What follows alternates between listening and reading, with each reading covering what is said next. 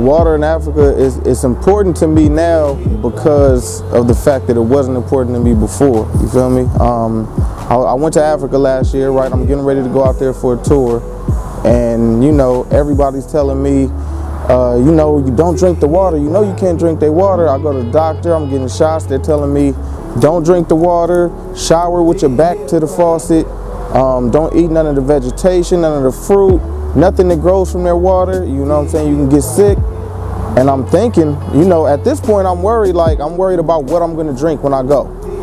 And then, you know, the Lord kind of dealt with me about the fact that it's only now when it's about to affect me that I'm worrying about what they have to drink out there.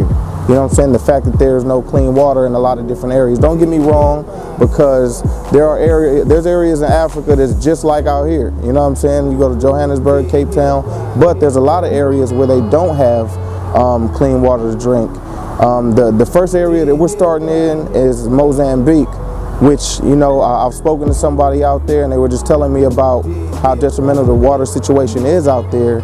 And one of the things that she told me, you know what I'm saying, that kind of broke my heart was she said that there's a village out there where they don't even name their children until they turn a year old, just because of the fact that they might die before that. They might die within that first year just from the water, and they don't want to get attached to their children, and then, you know, and then they die. So man, and to think about how good we have it out here, how easy it is to get a cup of water, a glass of water, you know what I'm saying, our homeless, keep it 100, they can get water. They can go to McDonald's and get water.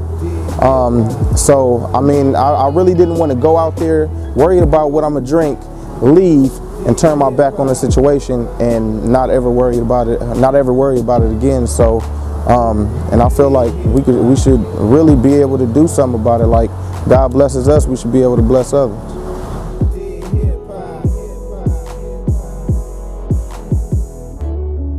One way that we plan to help, I mean, and I encourage a lot of people, artists, people who do music, to kind of look at this this layout, because I think we all could help in a lot of different areas. I just chose water this time. But we do music for free all the time, right? We put out free mixtapes, we put out all kind of free projects. We're used to not seeing funds from certain projects that we put out for free. For this project, the project is called Well Wishes. It's actually an album, you know, that God Over Money is putting out.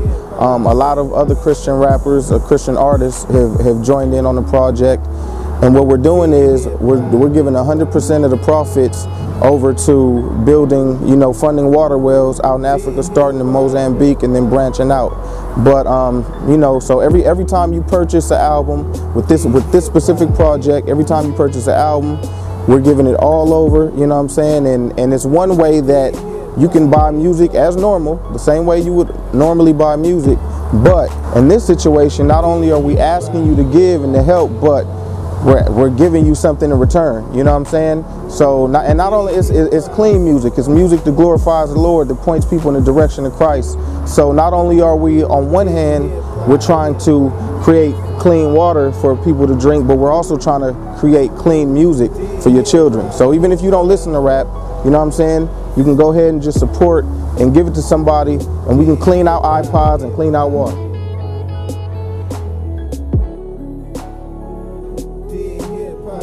So like when we see things like Jesus saying, I was hungry and you gave me no food. I was thirsty, you gave me no drink. I was naked, you didn't clothe me. It's not because, see, a lot of times I see people get almost defensive, and they're like, yo, well, just because I'm blessed, I'm supposed to feel guilty. Just because I have it this way, that it doesn't matter whether you caused it, whether you had anything to do with it, but we are still supposed to care about these problems.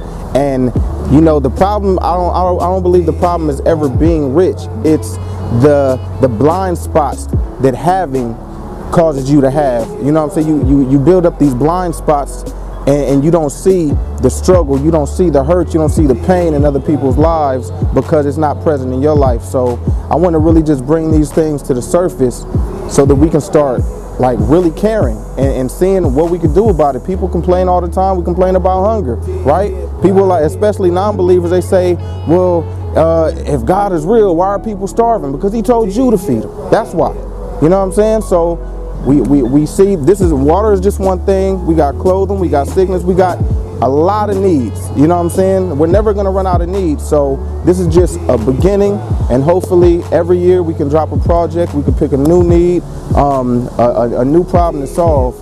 And you know what I'm saying? God over money is just, as a movement, man, we're just trying to do our part.